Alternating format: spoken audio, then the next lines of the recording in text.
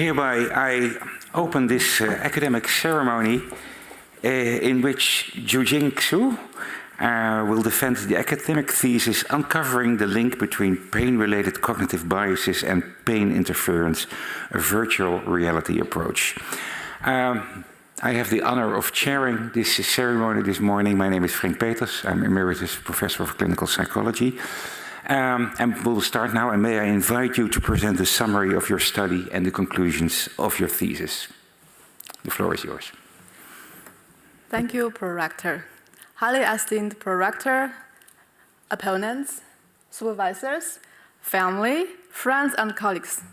Thank you for joining me here for my defense for the dissertation entitled Uncovering the Link Between Pain-Related Cognitive Biases and Pain Interference, a Virtual Reality Approach. In the following 15 minutes, I'm going to briefly introduce the studies included in this dissertation. First of all, I would like to introduce the story from Grandma Maria. Maria is in her 70s. So far, she's happy with her life. She loves walking, she loves cuddling with her cat, she loves exercise. However, everything changes until one day she falls by accident. From that moment on, the back pain becomes chronic and it never goes away. Not only Maria, people from all ages may suffer from chronic pain. When look into the mechanism of chronic pain, the early models suggest that pain is only biological. However, this is not the case. According to the contemporary pain studies, psychological and social factors also contribute to the development of pain. Over the years, psychologists have known better about how pain works. They look into the psychological factors which are linked to the poor pain outcomes like pain interference and pain severity. Specifically, among those psychological factors, cognitive biases are suggested to be linked to the poor pain outcome. For example, attention bias, where people pay selective attention to the pain-related information, and interpretation bias, where people interpret those ambiguous, unclear information as pain-threatening, and memory bias, where people tend to remember those pain events more vividly, or people record those pain events as more severe as the initial experience. When diving into the research, we noticed that many of the past research only focused on one bias. There are only a few focused on the relationship between the cognitive biases. However, this is not the case, as the theory suggests that those cognitive processors, they interact with each other and contribute to the pain at the same time. Besides, there's a remarkable methodological challenge in the traditional paradigm, which uses the symbolic pain stimuli to induce the pain experience. So, to address this research gap, 4 studies were conducted in this dissertation to look into the pain-related cognitive biases. In the first study, which is a literature review, we included some studies research the cognitive biases. 10 studies were included, where attention bias and interpretation bias were measured at the same time. However, the findings are quite mixed. And there were some studies that report they are not correlated with each other. However, some report that they have the positive relation, while others report that they have negative relation. There are only 4 studies included which measured the interpretation bias and the memory bias at the same time. However, none of them reports any relation between the two. There were 6 studies included where attention bias and the memory bias were measured at the same time. However, the findings are also very mixed. So why are the findings so mixed about the relationship between those cognitive biases? There is a remarkable methodological variation here. For example, participant characteristics like age, pain condition, and the procedural characteristics, also outcome measures such as response time measure or self-report measure. Also, there are two remarkable methodological limitations here. For example, as mentioned before, the use of pain stimuli are majorly symbolic, such as words and faces, which are used to elicit the pain schemata, more simply, the pain experience. Also, they use separate tasks instead of the integrated task to measure the cognitive biases. As those cognitive biases may happen at the same time, so such a research fashion by researching them independently may reduce the ecological validity to measure them. In the following step, we conduct a study where we developed an innovative ABIB VR paradigm. In this paradigm, participants were immersed in the virtual reality. For example, in this practice phase, as you can see here, there's a letter in the screen. Participants learn to use the response box by the hand to do this letter memory task. And in the acquisition phase, participants learn to differentiate from the pain cues to the non-pain cues. As we can see here, there's a ball flying around. When the ball touches the left hand, participants may feel the pain or not. This is dependent on the ball color. For example, as we see here, the light blue balls means no pain, the light blue balls means pain, and the dark blue balls means no pain. After the ball crashes on the left hand, there are two ratings pop up. As you can see in the right bottom corner, there are two ratings named impending pain threat ratings. And in the test phase, which is most important phase to measure all those outcome variables together, participants were required to remain seated and do this letter memory task, while this ball carrying potential pain information was flying around in the environment. And by this way, participants may be interfered in this letter memory task. Specifically, 3 new balls were introduced. As you can see here, they have the blue colors in between. They are serving as the uncertain cue, so participants don't know whether they are painful or not. However, it is not painful. Actually, it's not painful, but this is not known to the participants. To them, they are very ambiguous cues. Throughout the whole study, the virtual reality goggle, the glass, will record the eye movements and also the pupil size of the participants. But in this way, we can record their attention bias and interpretation bias. Also, as we mentioned before, the impending pain ratings were recorded to measure the interpretation bias. When participants were pressing the buttons to do this letter memory task, the response time and error rates were also recorded to measure the pain interference. In this study, we find the presence of tension and the interpretation bias to the ambiguous cues, which we saw before. Also, we found the relation between the attention and the interpretation bias, which means that when people pay more attention bias to the ambiguous pain information, they also interpret those bias as more pain-threatening. We also find a relation between the attention bias and the response-based pain interference. However, when we explore the combined impact of those cognitive biases on pain interference, we didn't find the combined impact.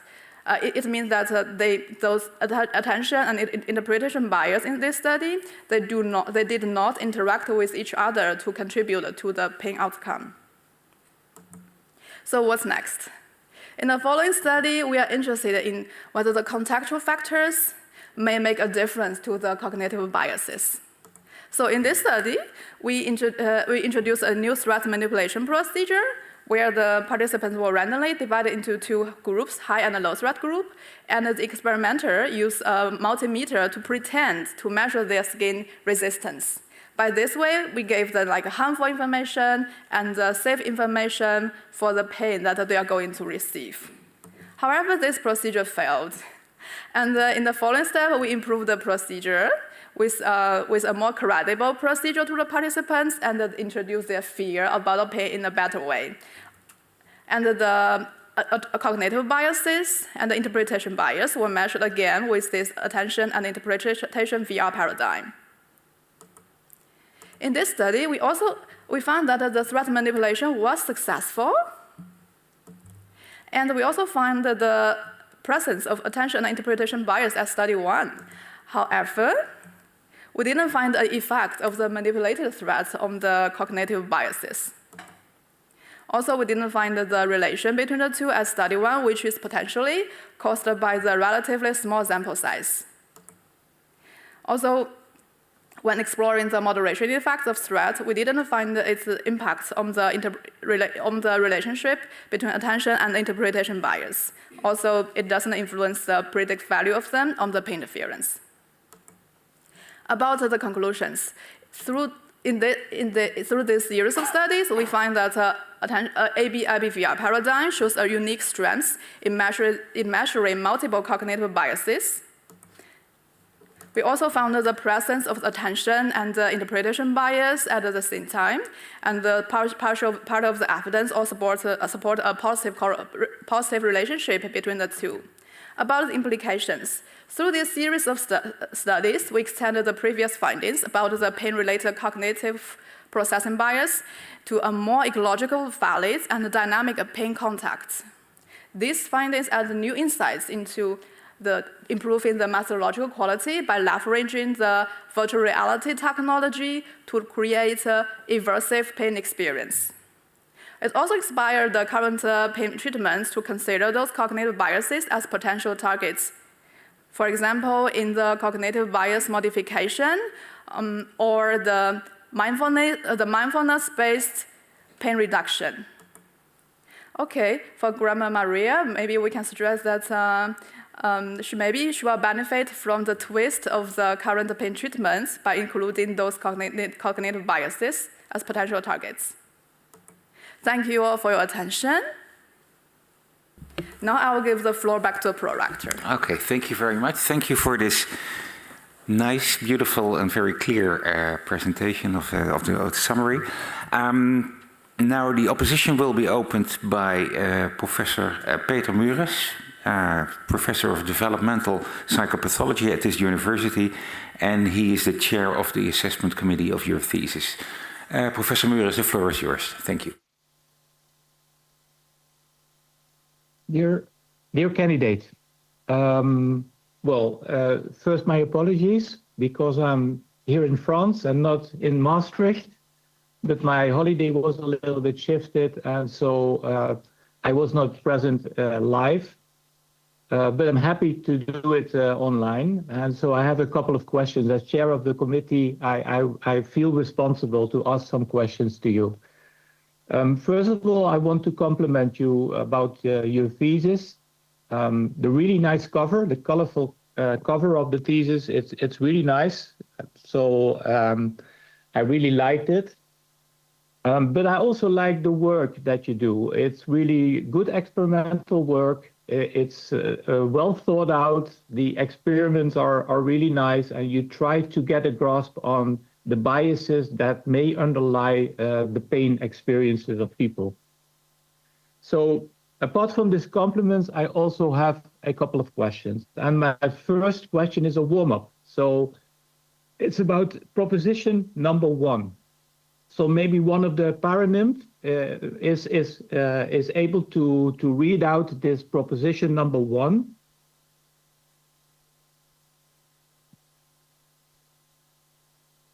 More robust phenomenon than attention bias in the pain context.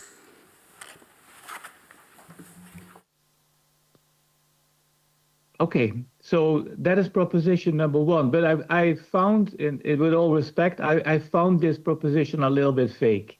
So I look at your thesis, and then there is in between brackets, you say this is this thesis. This proposition is based on this thesis. I'm not sure. How would you defend this proposition? What is your response to this? How can I see this proposition from the results of your thesis? Thank you, highly esteemed opponent. First of all, I would like to thank you for your praise for this cover. Yes, it is a very nice design that we use very colorful design for this virtual reality goggle because the basic idea is that we want to say that by using the advanced technology, we can think big. We can use technology to benefit our studies by developing innovative paradigms, also valid paradigms to test what you want. Yeah. So about your question, and the first proposition says that interpretation bias is more robust phenomenon than attention bias. Yeah. In the pain field, this is based on the this is a very general observation first. It is also based on my thinking through this series of studies. In the study 1, we did a narrative review. We extracted all the data from the past, from the research about cognitive biases in the past 30 years, and we noticed that majorly we can divide them into like the clinical sample or non-clinical sample. Also however, based on those research, there were several meta-analyses about the particular attention bias. And for example, like for the one of the interpretation bias by one of the opponents, Dr. Scores, they found that interpretation bias is more robust in this case. I mean, the interpretation bias for the ambiguous pain stimuli. However, through the several meta-analyses of attention bias, we can see that it is not very robust. It is for many reasons. For example, there's a huge variation in the sample characteristics. Some use the clinical sample, but even under the clinical sample, like we still have subtypes. So it's very mixed. Also, the measures they use, it diverse a lot. For example, the paradigms. Some use like some specifically focus on the dot pro, some specifically focus on something else, and some specifically they focus on the eye tracking methodology. Some they focus on different measures. So quite many reasons account for the variations of attention bias. So I would say it is based on the findings of meta-analysis. I would say that interpretation bias is more robust than attention bias. However, in my study that through the innovative ABI-BVR paradigm, through 2 studies, we find that we find the attention and interpretation bias together for the ambiguous pain information, the ambiguous middle blue balls. However, limited to the methodology, we can only test them in the healthy sample. We recruited the university students, which are pain-free students. So I would say yes, we find it that attention and interpretation bias in this healthy and young sample.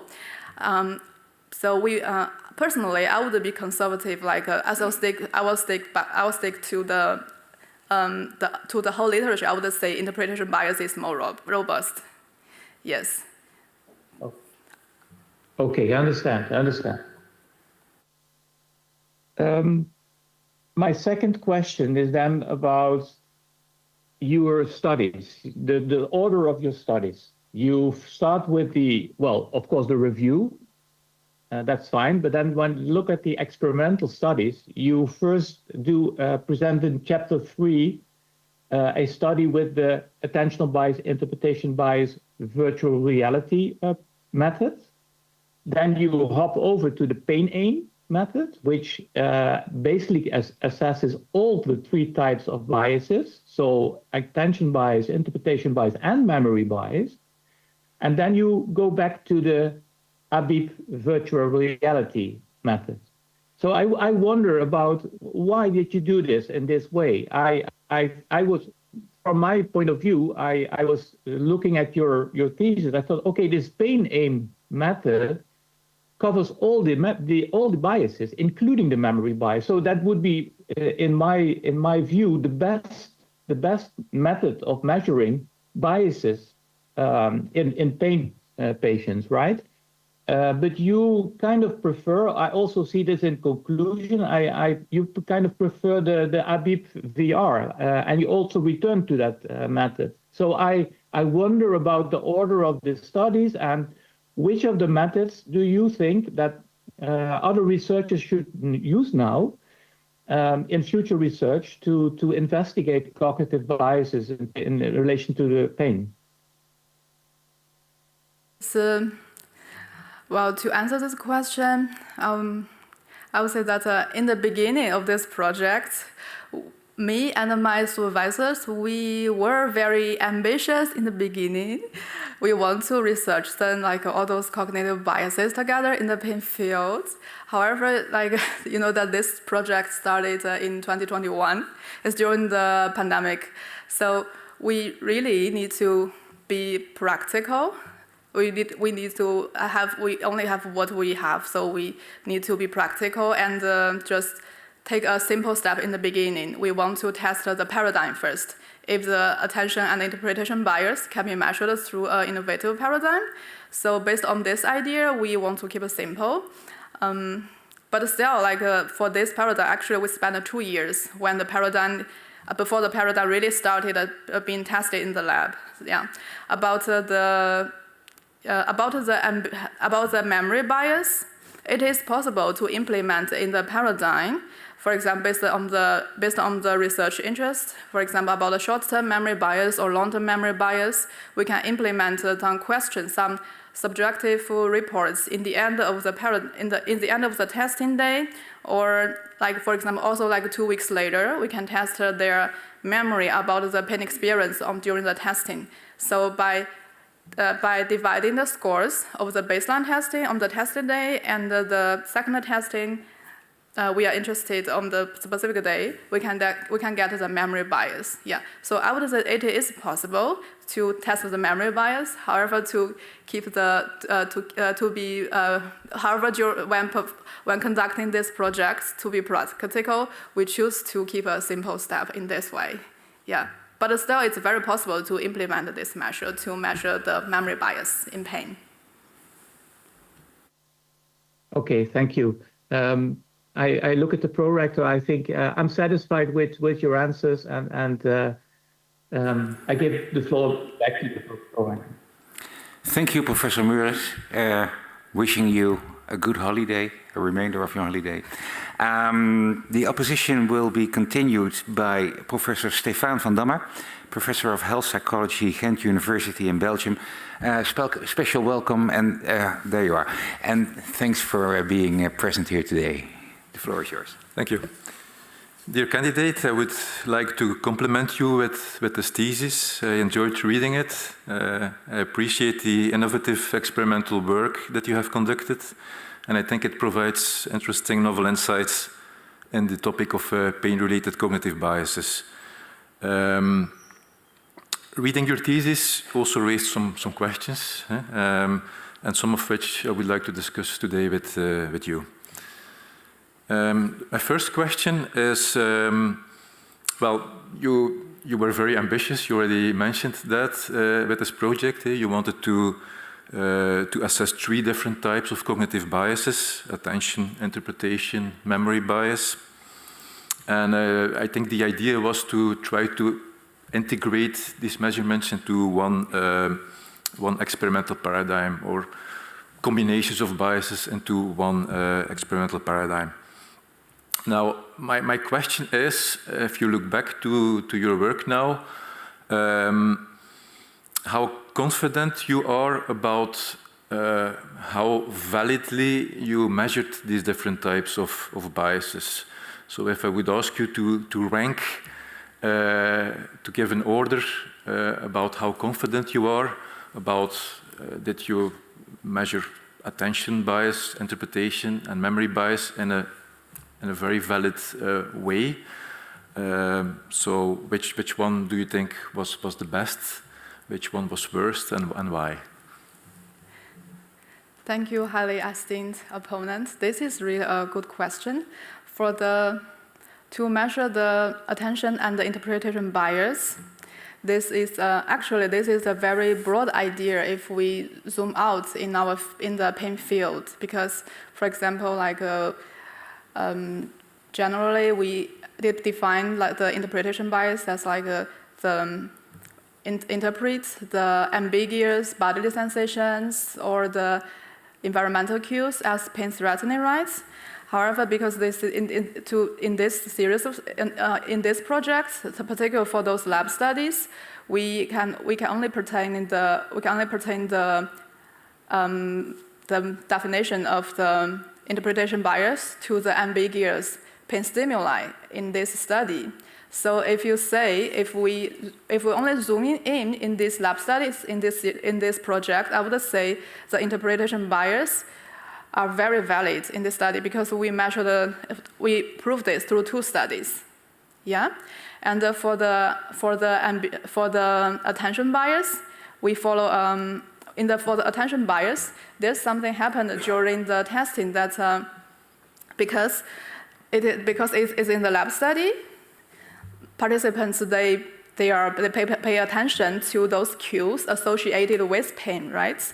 So during the testing, we noticed that some participants they are not really paying attention to the cues. Particularly, I would guess that maybe they are not afraid of pain because they are pain-free participants. Yeah. So we have some participants who did not show attention to the flying balls throughout the whole study, throughout the whole test. So with those data, we cannot use inferential statistics. So we sorted to the non-parametric tests. In this case, we found that indeed, according to the test, the participants, they show more attention, for example, the number of fixation and the dwell time to the pain-related cues than the non-pain cues. Also, they pay more attention to the ambiguous cues than the non-pain cues. So based on the test, technically, I would say it is robust. However, if we come back to the conceptual, I would say I would be very conservative to improve this paradigm, to replicate. Also, yeah, we can test because another thing that another reason I would say it's more dynamic. It is very dynamic is because the attention bias is. I think it's to me. I believe that it is very dynamic. It can be influenced by multiple factors. For example, the fear of pain, intrinsic to the participants. During the testing, I noticed that some participants, they're very afraid of pain. They cannot really focus well when the ball fly around. In this case, the light blue ball indicates pain. They would really follow the ball a lot. They're very alert to it. However, during my test, I noticed that some other healthy participants, they really don't care. Even they say, it's very painful in the pain calibration in the beginning, but the one is really during the testing, when they perform the task, they are really not paying attention to it. However, according to the statistics, I would say we followed a rigorous testing, and the results say yes, they show attention bias. Yeah. Okay. So if I understand it well, you are most confident about the interpretation bias, the measurement of that. Now, interpretation bias, what I understand about it is that it's about interpreting ambiguous bodily sensations. And of course, here in this case, it's about visual stimuli, different color shades. So I'm wondering how representative that really is for the phenomenon of interpretation bias of ambiguous bodily sensations. What's your opinion about that? Yeah, thank you for the question. I really love this question because it's already related with the translational study based on this paradigm. Yes, in this study that we use the experimental pain stimuli, which is induced by the electricity stimulation, and the participants are healthy. So also the cues are visual, carrying the potential bodily, carrying the potential sensory pain. Actually, based on this study, well, we would say that yes, it has some way from the really clinical side with to interpret the ambiguous body sensation with the pain-threatening feeling.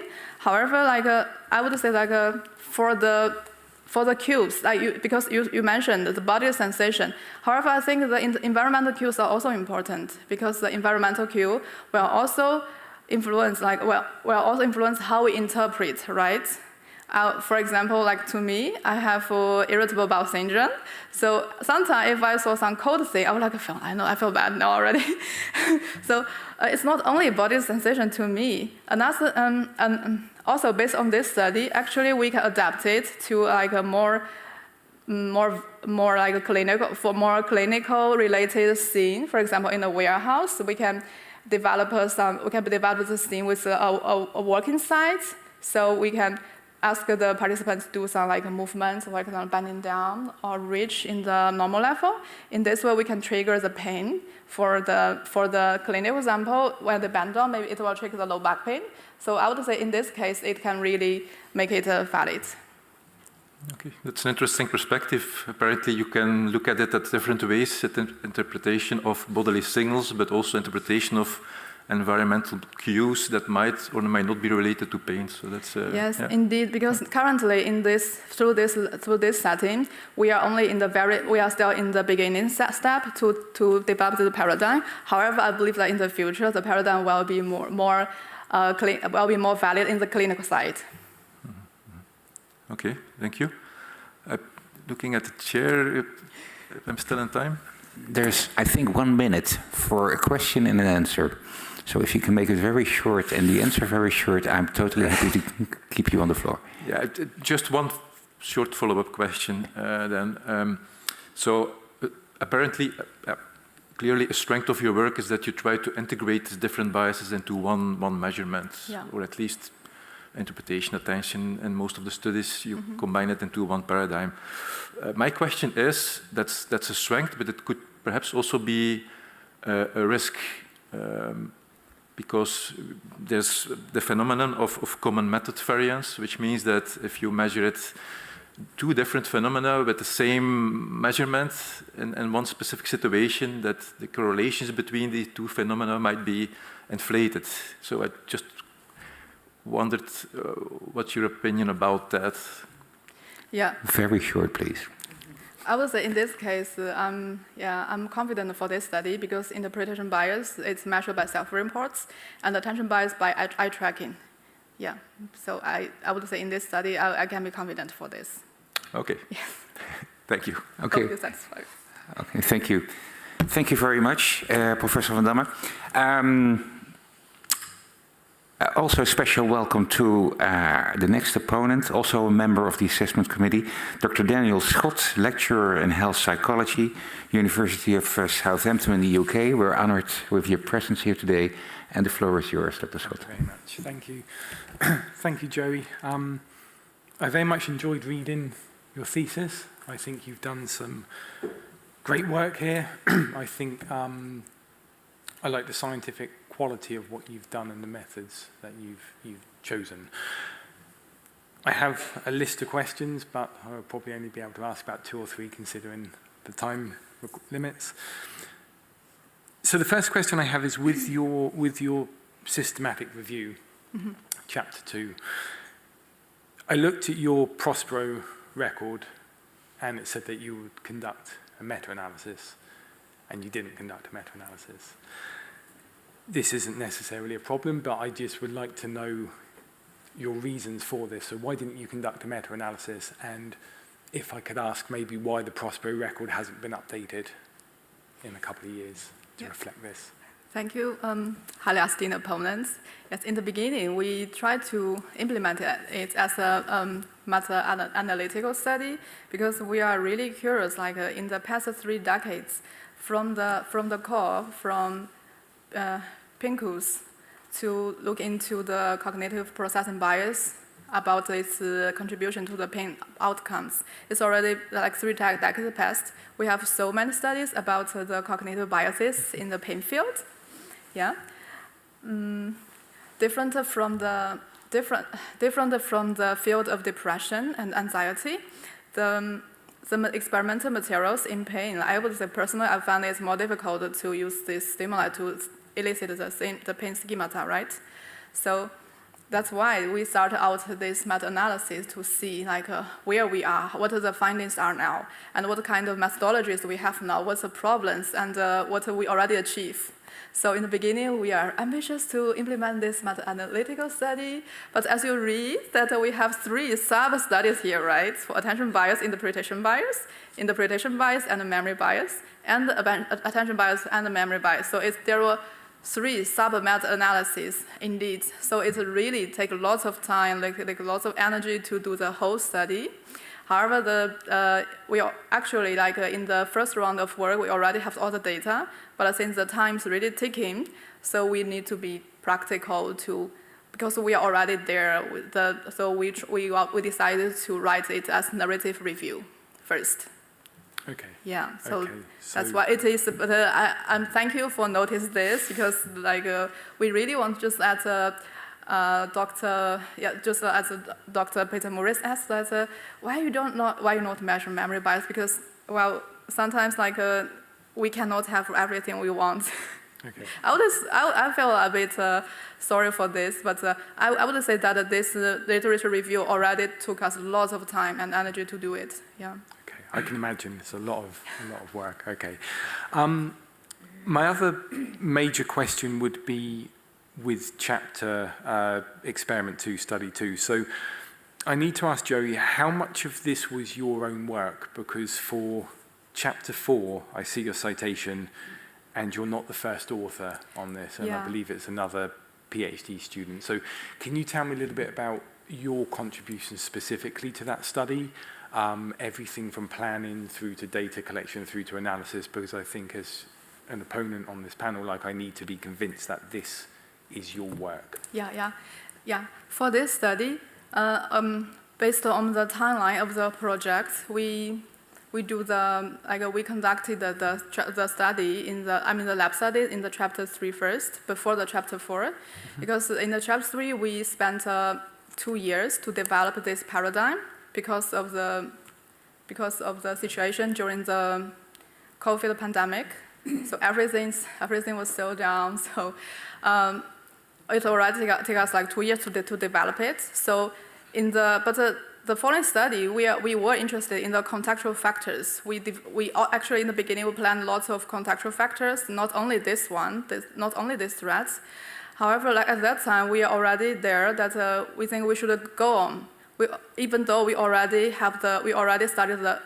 finished the data collection of the testing of ABIB VR paradigm, but we want to test that maybe we can focus on developing the threat manipulation first. Yeah, at that time, my colleague Ting Xu, she already finished her study for testing her paradigm, pin-in paradigm, where the attention bias and the interpretation bias and memory bias, they can be measured in the same testing structure. Yeah. Also, it's so based on her work, we thought that maybe we can start from this one. So I collaborated with my colleague team because we are interested in the following step. Maybe we can use her paradigm first to test the threat manipulation, and in this threat manipulation, we implemented a bogus skin resistance test where a multimeter was used to test the skin resistance. However, not unknown to the participants, it is not true. And the high threat group were told that, hey, you are based on the test, you have your skin resistance reduced, so maybe you reduce more pain. And for the low threat group, they are told that it's just normal, it's stable, that it will not make a difference. So we implemented this manipulation to induce the pain threats and to examine whether it will influence the cognitive biases. So why we use this paradigm is because because the time is taken, we really need to go forward. So we tested in this paradigm first. However, based on the results, the manipulation was not successful. So that's why we resumed to the next study, because at that time, the ABIB VR paradigm has been already validated. So that's why you see that in the study 4, in chapter 5, the manipulation was improved. However, the paradigm changed to change back to ABI-BVR paradigm. And in the study of chapter 4, for my work, I contributed in the beginning for the conceptual idea how to implement this study. And however, I didn't contribute to the data collection, while I contributed later in the manuscript. Okay. Yeah. Okay, so you didn't collect any data for this one, yeah. but you contributed to other aspects. Okay, thank you. I think I've got time for one more. There's time for one, like with Stefan van Damme, Okay. 1 minute question and answer. Okay, very quickly. Can threat really be manipulated in the laboratory in a safe testing environment with safety protocols and ethics conducted on psychology students who are aware of these issues? Do you really feel that threat, you can manipulate this? Very short, please. I would say it depends how you design this procedure. As you see in my study, we did it. However, the effect doesn't, maybe not last long. But there's still some room to do it. Okay. Thank you for this very short answer. Well done. Thank you. Thank you, Dr. Scott. The next opponent is also a member of the assessment committee, Professor Madelon Peters, Professor of Experimental Health Psychology at this university. The floor is yours, Professor Peters. Dear candidate, I would like to join in the praise that has already been made to you. And indeed, it's already said, but it's beautifully designed, the thesis. But also the content was very pleasant to read. And I really liked the novelty of the paradigms you have used. And I think you already alluded to that, but they have a great potential for further research and further elaboration. But of course, it will not be a surprise to you that I also have some questions for you. And my first question is how you calculated the attentional bias index in the ABI-BVR paradigm. And for both the interpretational bias and the attentional bias, you used the response to the CS ambiguous cue, so the in-between cues. Yeah. And of course, this makes complete sense for the interpretational bias, because that is an interpretation of that the ambiguous one are more pain-related than non-pain-related.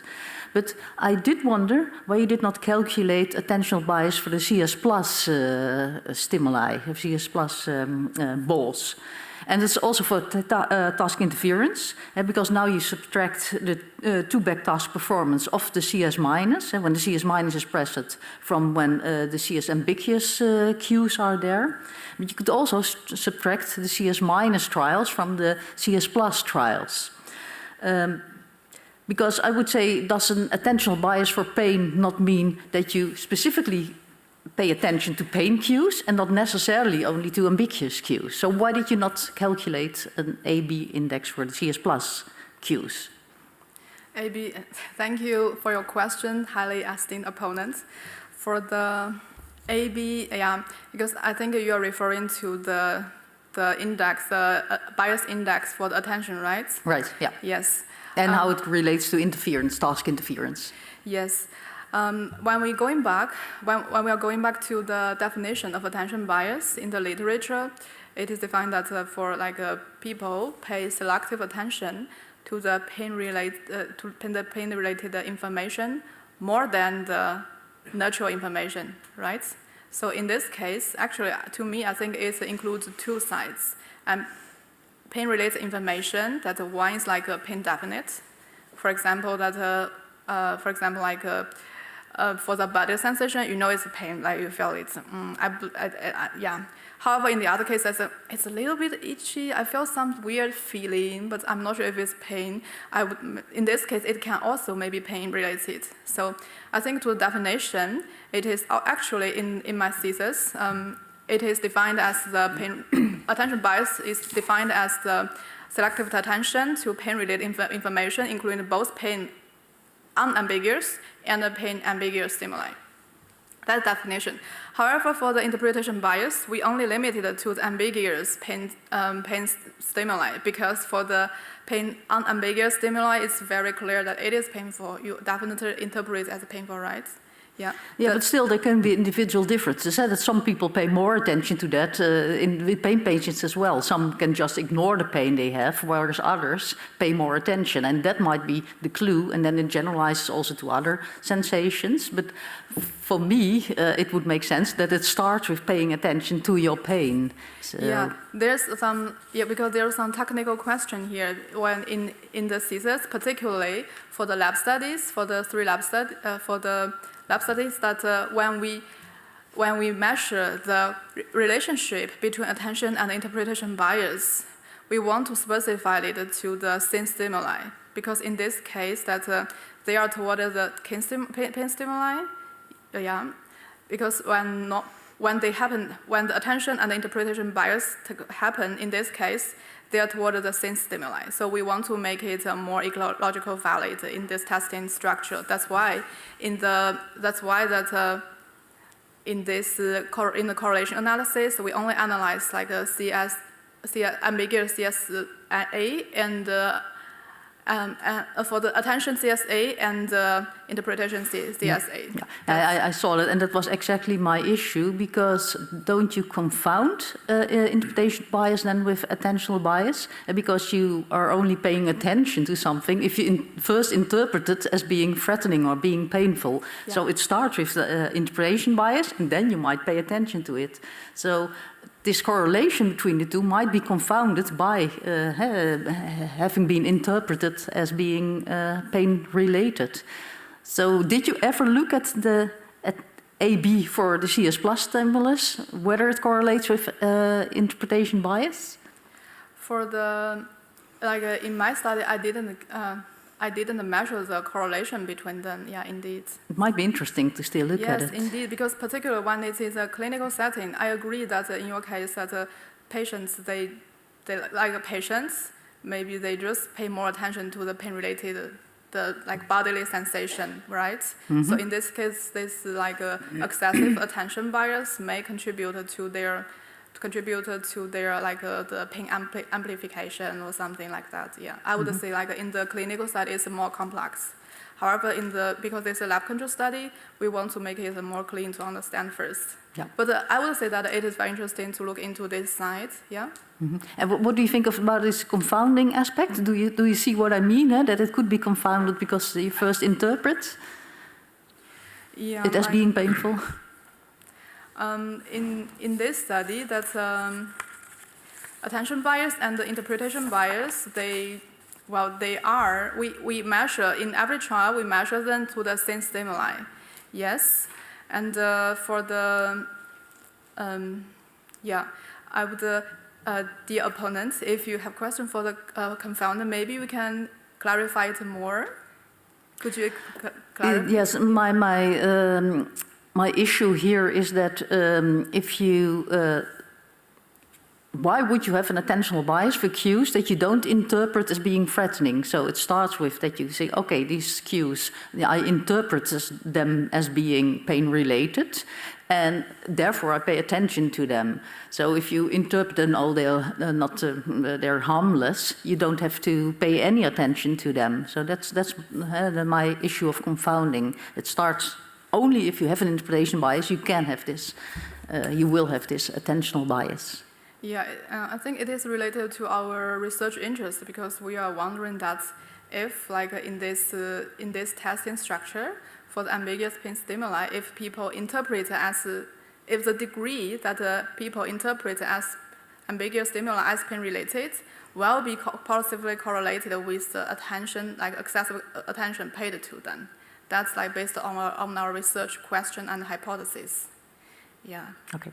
We can talk about this later. Yeah, I find it interesting, yeah. I think I also have this 1 minute, don't I? You have one, also you have one minute left. Yeah. Okay. So a short question, short answer again. I try to keep it short then. I was very pleased that you also have this supplementary material. And I saw there's some quite consistent across all the 3 studies that especially you task interference measure of the interference, not the speed, that it correlates with a fear of pain, it correlates with attentional bias, and it correlates with threat, but always in an unpredicted fashion. I mean, higher fear means faster responding.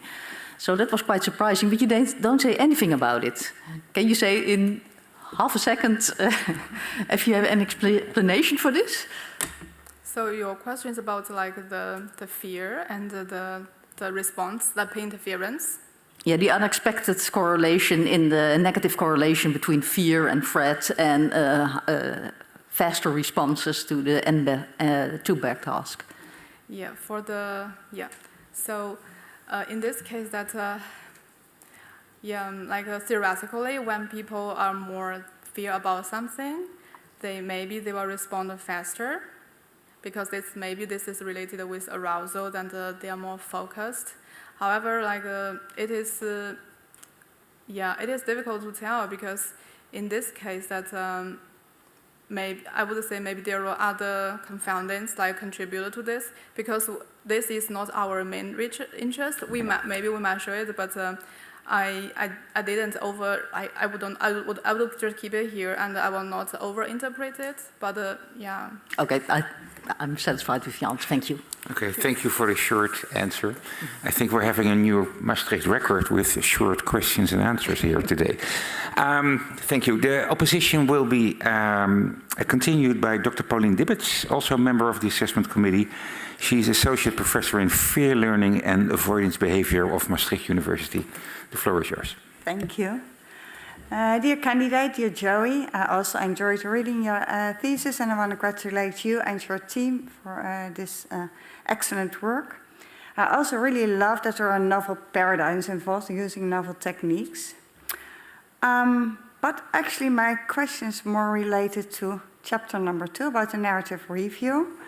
There you discuss the integrated functional contextual framework. And when we look at that framework, it assumes that biases do not stand alone, but they're interrelated and they're dynamic.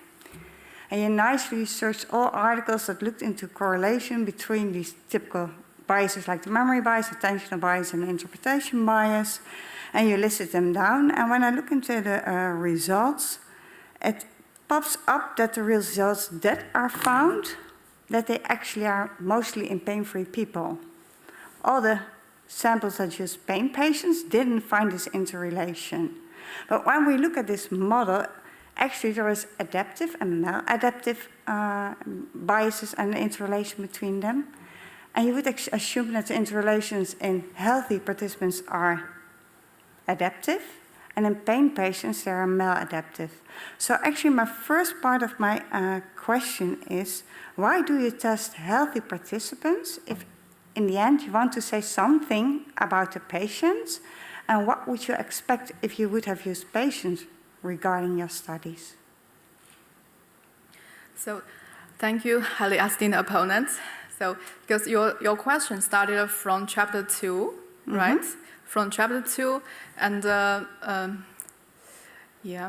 and you asked that why not measure it on the clinical sample, and what do you expect on the clinical sample, right? Yeah. So for your question, do you mean that why do I not measure it in the following lab studies? Or I want it in general. When we look at the literature, the blanks are mostly in patient studies. You do find interrelations, but you do not find them in patients. So I would be mostly curious as a researcher how the relations would, and if they exist, and if they are maladaptive in a clinical population, why then start with a student population, while at the end, of course, you want to help the pain population, the chronic pain population, and say something about the chronic pain population, not the student population.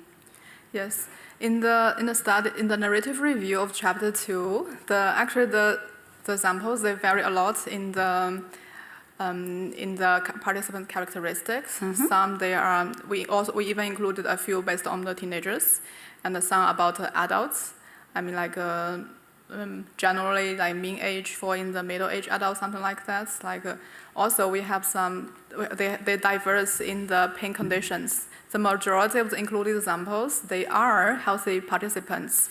And the included studies, only a few of the included studies, they are based on the clinical example. Yes. So particularly in this case, that for the clinical example, from the narrative review, we find very limited evidence to support the relationship between the cognitive biases. However, to me, it doesn't mean that they don't have it. Maybe it's just the sample is too small. Also, in this case, that in this field, only a few studies researched the relationship between the cognitive biases on the clinical sample. It's really a few, even for the So in this case, I think what we can do is that we improve the task paradigm to use the pain stimuli which are more relevant to the clinical example, to the subsample. For example, as Dr. Scott used the migraine-related words to elicit the pain schemata. I think in this way it's quite good. It's very related with the example. So I would say that personally, I think attention bias would be interrelated with interpretation bias in the clinical example. However, there were some underlying mechanisms that some other factors may influence them. So, for example, the motivation and the pain-related fear for the pain itself, or pain catastrophizing, they may potentially influence those cognitive processing. So I would say they are dynamically related to each other. Also, I don't think it's very difficult to define whether it is adaptive or non-adaptive because it's very functional. To us healthy people, yes, maybe some days it's adaptive for us, but some days it's not adaptive for us. So it's really complex in this case. Yeah. However, coming back to the question that I would say that there's still some room we can do to improve the measurements. For example, as I introduced to the previous opponents, that implement a more realistic testing scene that are very close to their pain life to the patients, or implement those more valid pain stimuli, for example, like a low back pain, that when you bend, it may trigger the low back pain. In that way, we can improve the testing, the validity of the testing paradigms and the measurements. Yeah. Another thing is that I think we should also look into the individual differences and the contextual factors, because it is a very dynamic phenomenon. I would say the future studies maybe introduce those different those variables, variables, and use more holistic approach to research them. For example, use EMA. Then we can measure them. If you, for instance, would have pain patients and would provide them with the virtual reality paradigm, would you expect to find similar results? Or do you think that's too dynamic and the differences are too large in this population to observe such an effect? I would say that maybe we can try. I already have an idea to implement it in a more clinical setting. I would say we can take I will not go too far. I think we can find something. But maybe it's very dynamic, and we still need to implement other factors in this study, implement it in different testing environments, for example, safe in testing environments at home, or those environments may trigger their feeling. Yeah. Okay, thank you for your answer. I also like your answers.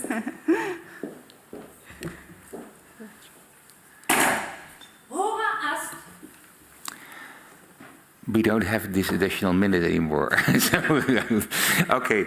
Jiaojing Xu, the time appointed for defending your thesis has passed. Thank you.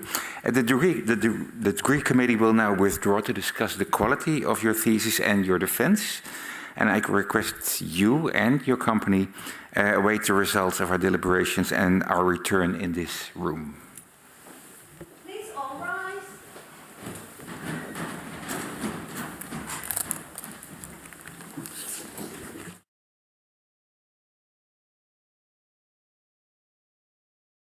The PhD defense has now ended. The degree committee will debate the candidate's performance behind closed doors. This process usually takes about 10 minutes.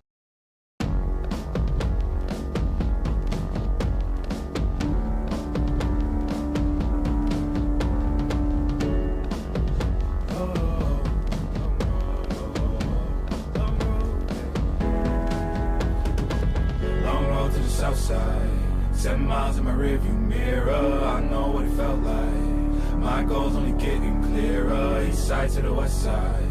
No place like home. If it's questions that you've got, go the extra mile and die.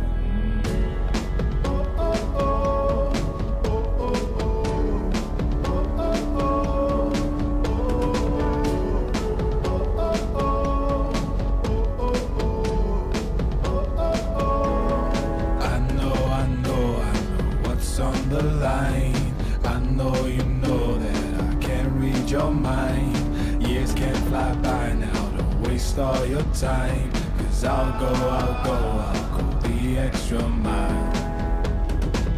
Long road to the south side, 10 miles in my rearview mirror. I know what it felt like. My goals only getting clearer. East side to the west side. No place like home. If it's questions that you've got, go the extra mile and die.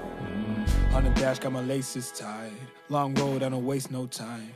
Break rules because fate decides. With the team and we chase the light. I make a move, fall down, shake it off. I hate to lose, bad branch, break it off. No room for negativity, praise and love. Prepare for deep part cause we're taking off. Take the mileage, traveling so far from home. Gathering knowledge, other connections. I put the time in to get everything I ever hoped for. It's a challenge and we all in. It's a better future that we go for.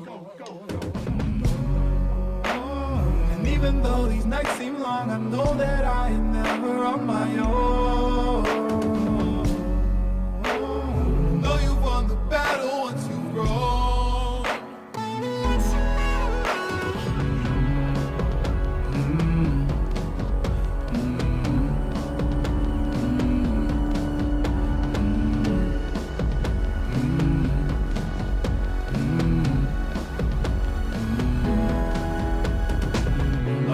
Southside, 10 miles in my rearview mirror. I know what it felt like. My goals only getting clearer. East side to the west side.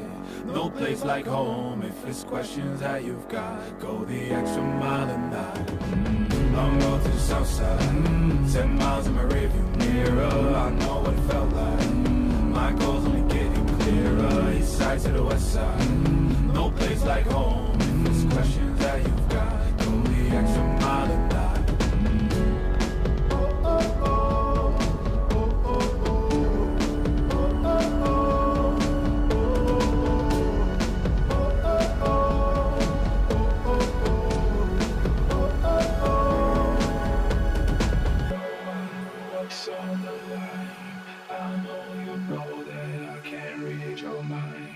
Years can't fly by now, don't waste all your time. Cause I'll go the extra mile.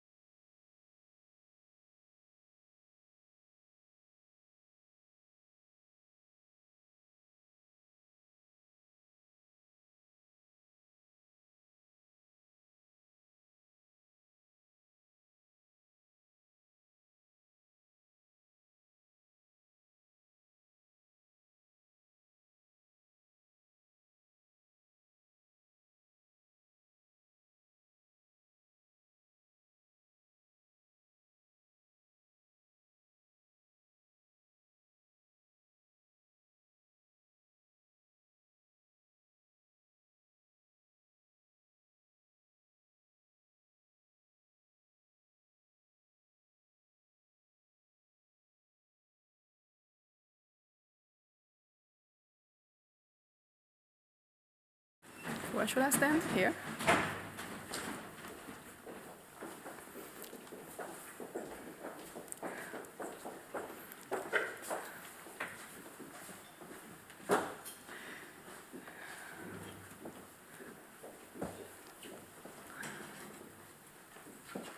Please be seated.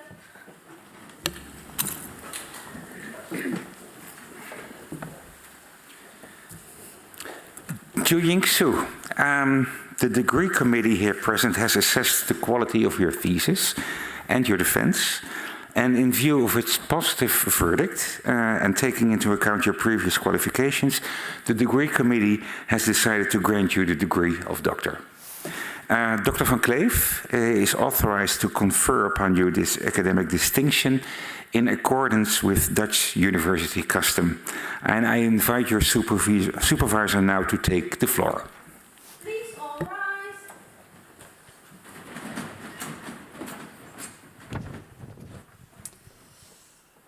Do you promise to work in accordance with the principles of scientific integrity at all times, to be careful and honest, transparent, independent and responsible? Yes, I promise. By the authority vested in us by law and in conformity with the decision of the committee here present, I hereby confer upon you, Jiaojing Xu, the degree of doctor, and grant you all rights attached by custom and law. As evidence of this, I now present you with the degree certificate signed by the rector, the secretary, and the other members of the committee, and affixed with the official seal of the university.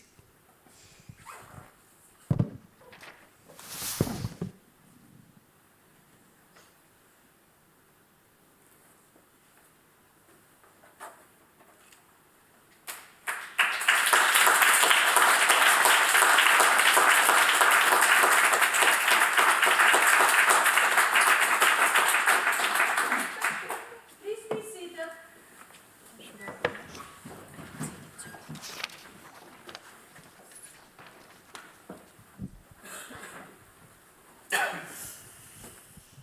Dear Jiaojing, dear Joey, dear Dr. Xu, I now already have 3 names to call you by. And I'm honored that I may be the first one to congratulate you with your freshly acquired and well-deserved PhD title. And of course, I also include Dimitri, your other supervisor, in these congratulations. Today, we celebrate the successful completion of your PhD, an achievement built not only on scientific hard work, but also on courage, resilience, and growth. Your journey began in the spring of 2020, when you celebrated receiving the CSC grant, which enabled you to pursue a PhD abroad.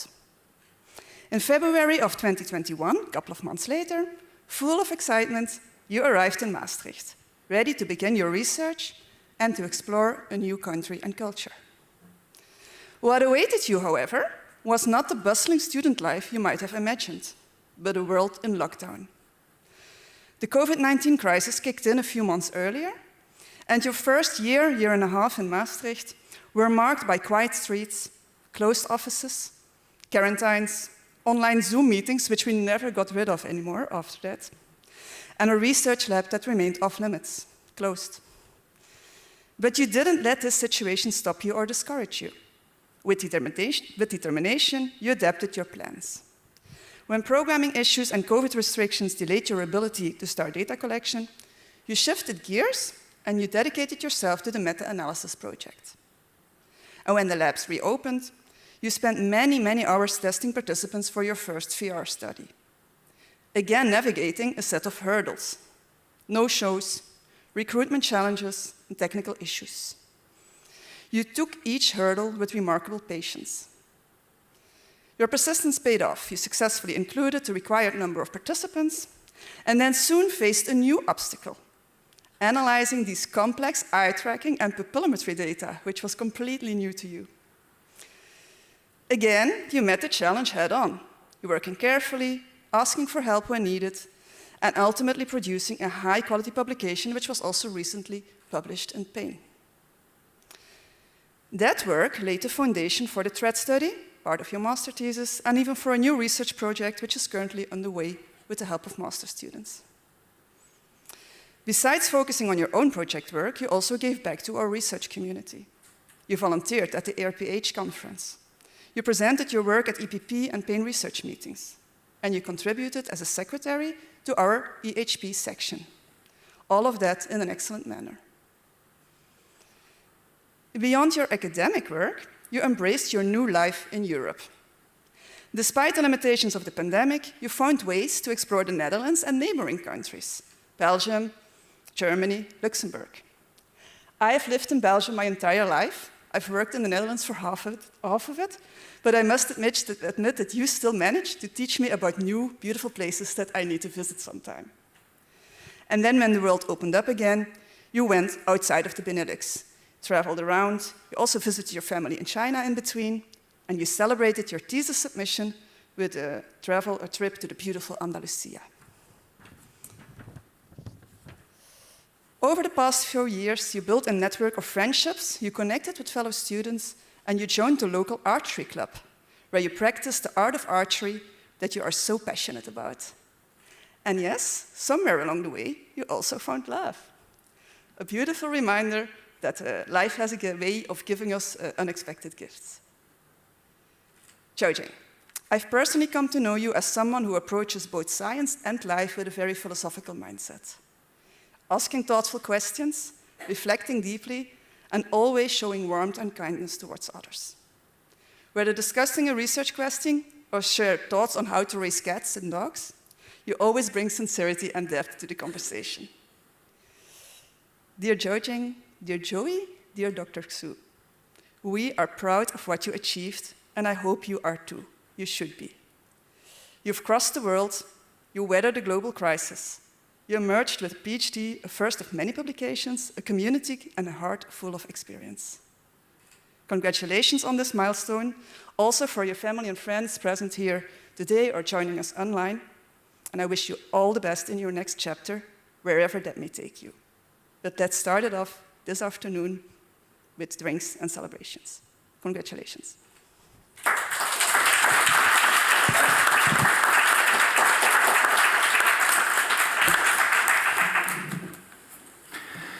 Dear Dr. Xu, also on behalf of Maastricht University, I congratulate you with the degree that you have acquired today. I also want to compliment you. All candidates are beautifully dressed when they defend their thesis, but I also want to compliment you with the beautiful dress, which may be related to your cultural background and perhaps interest in archery. It was very special. Before I close this ceremony, just a few practical things. Before we leave the room, we want to make a photograph with the degree committee. Professor Muur is here in this hall, and afterwards some photographs at the stairs in the central hall. Will take some minutes, but you will be able to make many photographs, like you've done already.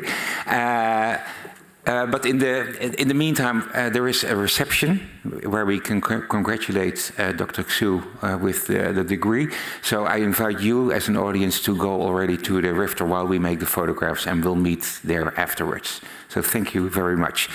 And with these closing remarks, I finalize and end this academic ceremony. Thank you very much.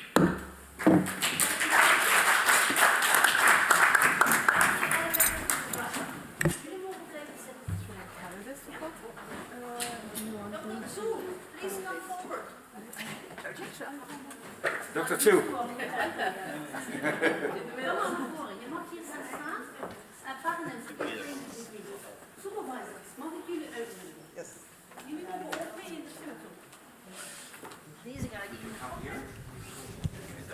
We gaan één